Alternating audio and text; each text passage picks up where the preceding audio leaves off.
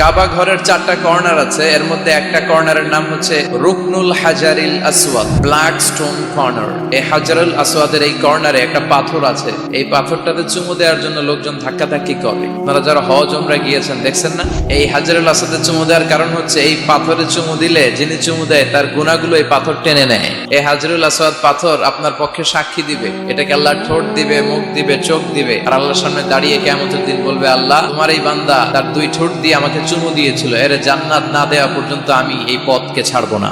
হাজরুল আসওয়াদের corner আর কাবা ঘরের দরজা এর মাঝখানে একটা জায়গা আছে, এই জায়গাটার নাম মুলতাজাম। এই জায়গাটাতে লেগে থেকে দোয়া চাওয়া, দোয়া করাটা সুন্নাহ। এই মুলতাজামে দাঁড়িয়ে হাত লাগিয়ে বুক লাগিয়ে দোয়া করলে এই দোয়া আল্লাহ ফিরিয়ে দেয়। এই দোয়াটা কবুল করে নেয় কে?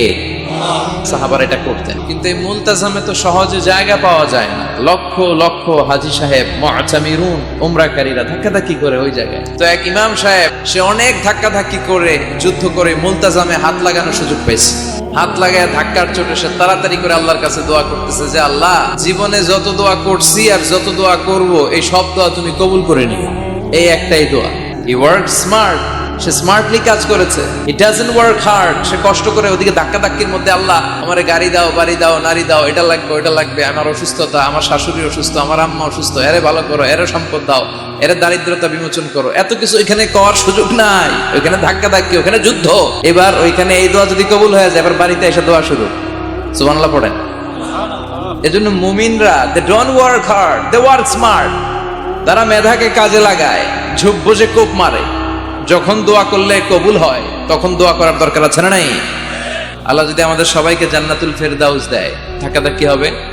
মা বাইনাল মিসরাআইন মিন মাসারি'আল জান্নাহ মা বাইনা মাক্কা ওয়া হাজার। সৌদির মক্কা শহর থেকে বাহরাইনের হাজার শহর যত লম্বা, জান্নাতের এক একটা দরজা ঠিক তত লম্বা। সেই হিসাবে কয়েকশো কোটি মানুষ আমরা এক ধাক্কা জান্নাতে ঢুকবো। তো দরজা যদি হয় এত বড়, আসল জান্নাত কত বড়? ওই আল্লাহর দরবারে ভান্ডারে কোনো কমতি আছে?